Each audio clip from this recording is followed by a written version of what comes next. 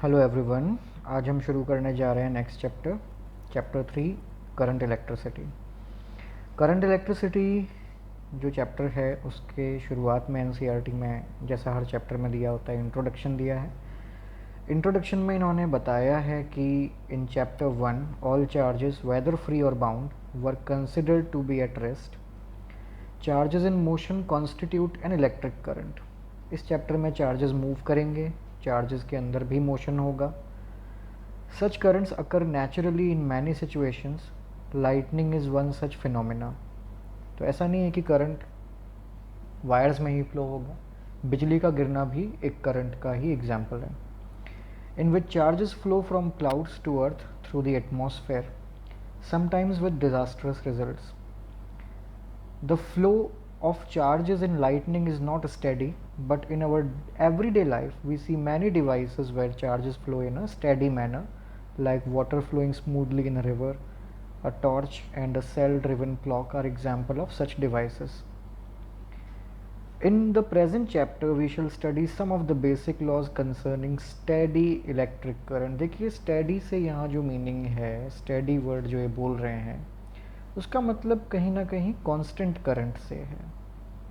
ठीक है, we are going to deal with constant current, same magnitude, same direction, इस type के current से हम यहाँ पे डील करने वाले हैं।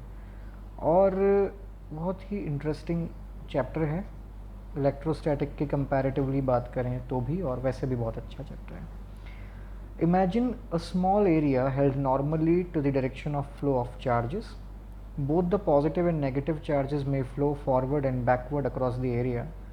In a given time interval t, let q plus be the net amount, that is forward minus backward, of positive charge that flows in the forward direction across the area.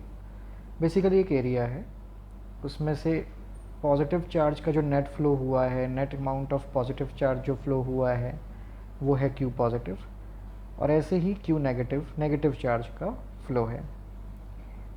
The net amount of charge flowing across the area in the forward direction in the time interval t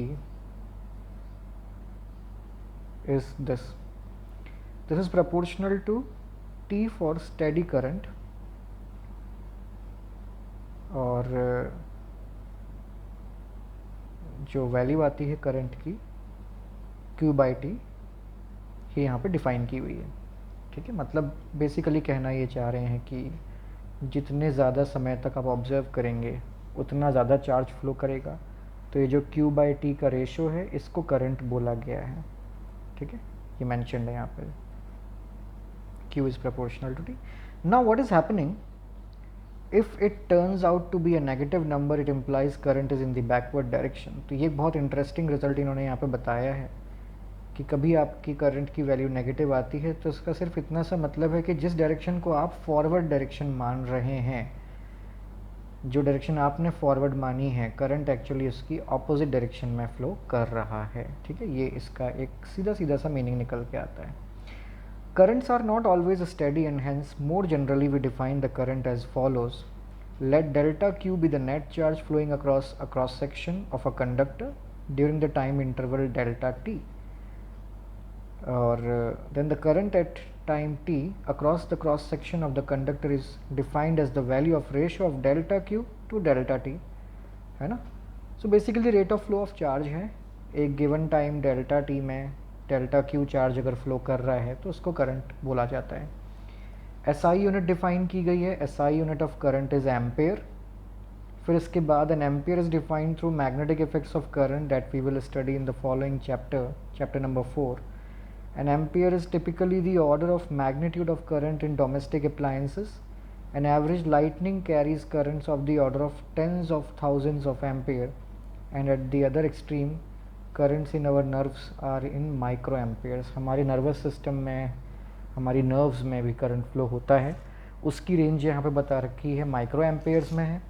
और जो lightning strike करती है, बिजली जो गिरती है, वो tens of thousands of ampere की रेंज में है। तो डिफरेंट जगहों पर डिफरेंट करंट्स होते हैं, हो सकते हैं, ऐसा यहाँ पे डिफ़ाइन किया गया है। तो 3.1 इंट्रोडक्शन, 3.2 इलेक्ट्रिक करंट हमने पढ़ लिए हैं। अब 3.3 की बात भी देख लेते हैं, इलेक्ट्रिक करंट्स इन कंडक्टर्स क्या है। बेसिकली करंट इस चैप्टर में जो बात की गई है वो कंडक्टर में फ्लो होने वाले करंट की ही बात की गई है यहाँ पे, है ना। सो अकॉर्डिंगली यहाँ पे वही सब बातें में रिपीट होने वाली हैं। शुरू में स्टार्टिंग में थियोरी पोर्शन है, इसकी एक बार खुद से रीडिंग भी लगा सकते हैं, बट मैं समझा देता हूँ थोड़ा सा आपको इसको। An electric charge will experience a force if N electric field is applied over it. If it is free to move, it will thus move contributing to the current. In nature, free charge particles do exist like in upper strata of atmosphere called the ionosphere. However, in atoms and molecules, the negatively charged electrons and the positively charged nuclei are bound to each other and are thus not free to move. Bulk matter is made up of many molecules. A gram of water, for example, contains approximately 10 to the power 22 molecules. These molecules are so closely packed that the electrons are no longer attached to individual nuclei, right?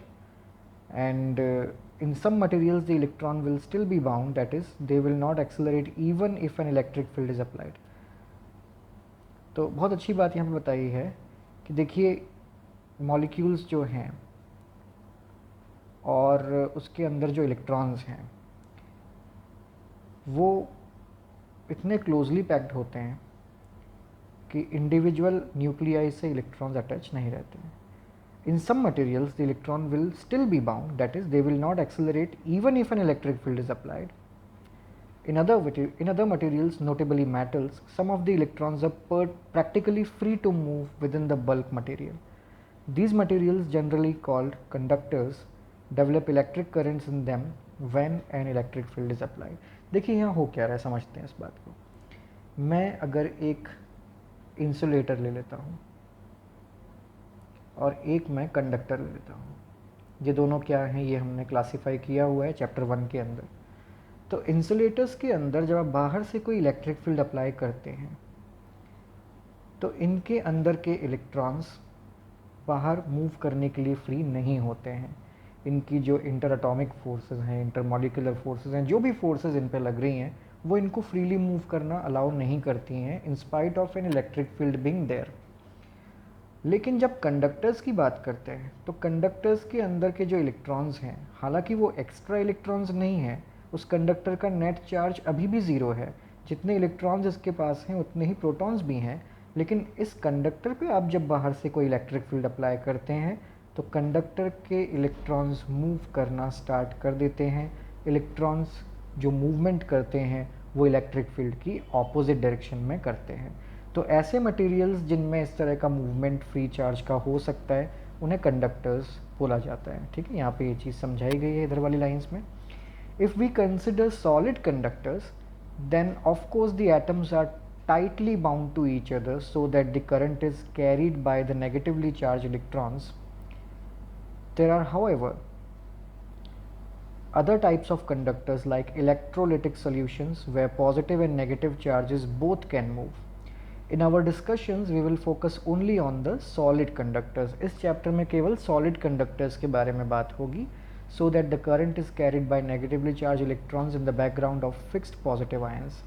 तो जो atom है उसके जो positive ions हैं, जो nucleus है वो fix रहेगा और बाहर में भी केवल वो इलेक्ट्रॉन्स जो लूजली बाउंड हैं, जो फ्री हैं मूव करने के लिए, वो ही कंडक्शन करवाएंगे. Consider first the case when no electric field is present. तो ये यहाँ पर जो स्टार्टिंग की गई है ना, इसमें ये समझाया गया है कि जब कोई इलेक्ट्रिक फील्ड अप्लाई नहीं की गई है, जब बाहर से कोई इलेक्ट्रिक फील्ड अप्लाई नहीं करी है, तब क्या होगा. The electrons will be moving due to thermal motion during which they collide with the fixed ions. An electron colliding with an ion emerges with the same speed as before the collision. However, the direction of its velocity after the collision is completely random. At a given time, there is no preferential direction for the velocities of electrons. Thus, on the average, the number of electrons traveling in any direction will be equal to the number of electrons traveling in the opposite direction, so there will be no net electric current. किसी conductor में, किसी wire में अगर आप बाहर से battery connect नहीं करते हैं, बाहर से कोई इलेक्ट्रिक फील्ड कनेक्ट नहीं करते हैं, सप्लाई नहीं करते हैं, तो इसके इलेक्ट्रॉन्स रैंडमली मूव करेंगे due to the thermal energy which they are getting from the surroundings. और उस मोशन का कोई सिग्निफिकेंस नहीं होगा क्योंकि सारे इलेक्ट्रॉन्स रैंडमली मूव कर रहे होंगे। ये लाइन यहाँ पे देखिए इन्होंने लिखा है, at a given time there is no preferential direction for the velocities of the electrons. Thus on an average the number of electrons traveling in any direction will be equal to the number of traveling in the opposite direction. तो इस समय जब तक battery connected नहीं है, जब तक बाहर से कोई इलेक्ट्रिक फील्ड नहीं लगाई गई है, तब तक हम ये कह सकते हैं कि करंट फ्लो ज़ीरो होगा। Let us now see what happens to such a piece of conductor if an electric field is applied. To focus our thoughts, imagine the conductor in the shape of cylinder of radius r, जैसा ये diagram 3.1 में दिया है। Suppose we now take two thin circular discs of a dielectric of the same radius and put positive charge q distributed over one disc like over here, and similarly negative q at the other disc like over here. We attach the two discs on the two flat surfaces of the cylinder. An electric field will be created and is directed from positive towards the negative charge. The electrons will be accelerated due to this field towards positive q. They will thus move to neutralize the charges. The electrons, as long as they're moving, will constitute an electric current. तो जैसा कि आप इस diagram में देख सकते हैं, एक तरफ पॉजिटिव चार्ज और एक तरफ नेगेटिव चार्ज दिया गया है। ऐसा करने से इलेक्ट्रिक फील्ड प्रोड्यूस हो गई है कंडक्टर के अंदर। अब जो इलेक्ट्रॉन्स हैं वो लेफ़्ट की तरफ मूव करना शुरू करेंगे क्योंकि they are feeling attracted towards this positive charge. और वैसे भी आपने पिछले चैप्टर्स में पढ़ा है कि जो नेगेटिव चार्ज पार्टिकल्स होते हैं वो इलेक्ट्रिक फील्ड के अगेंस्ट एक फोर्स एक्सपीरियंस करते हैं। ठीक है, तो वही चीज़ यहाँ पे समझाई गई है। Hence in the situation considered, there will be a current for a very short while and no current thereafter. कुछ देर तक चार्ज फ्लो करेगा। जैसे जैसे इलेक्ट्रॉन्स पॉजिटिव प्लेट पे जाके डिपॉजिट होते जाएंगे, इलेक्ट्रिक फील्ड का मैग्नीट्यूड कम होता जाएगा क्योंकि उस साइड पॉजिटिव चार्ज भी कम होता जाएगा और धीरे धीरे वो इलेक्ट्रिक फील्ड ज़ीरो हो जाएगी एंड फिर चार्ज का फ्लो होना भी बंद हो जाएगा। We can also imagine a mechanism where the ends of the cylinder are supplied with fresh charges to make up for any charge neutralized by the electrons moving inside the conductor. In this case, there will be a steady electric field in body of conductor. अभी आपने देखा इस example के अंदर कि जो conductor के free electrons थे वो लेफ़्ट की तरफ मूव करते जा रहे हैं, पॉजिटिव चार्ज को न्यूट्रलाइज करते जा रहे हैं और इलेक्ट्रिक फील्ड की मैग्नीट्यूड के कम होने से एक टाइम के बाद करंट फ्लो होना बंद हो जाता है। लेकिन मैं अगर एक ऐसा मैकेनिज़्म बना दूं, ऐसा यहाँ पे लिखा हुआ है कि मैं जितने नेगेटिव चार्जेस लेफ़्ट में शिफ्ट हो रहे हैं उतने ही मैं नेगेटिव चार्जेस और सप्लाई कर देता हूँ बाहर से, जिस साइड इलेक्ट्रॉन जा रहे हैं उसकी अपोजिट साइड से, तो एक कंटिन्यूस करंट फ्लो करवाया जा सकता है। This will result in a continuous current rather than a current for a short period of time. Mechanisms which maintain a steady electric current are cells and batteries. हम cells और batteries की help से ऐसा एक mechanism बना सकते हैं जिससे कंटिन्यूस फ्लो ऑफ चार्ज हो, एक स्टेडी करंट फ्लो हो जाए। That we shall study later in this chapter. In the next sections we shall study the steady current that results from a steady electric field in conductors. तो ये 3.1, 2 and 3 की बात हमने करी है। Next video में हम पढ़ेंगे Ohm's law, which is very important and very significant, which will be used in coming topics also। तो देखते रहिए, हमारे साथ बने रहिए।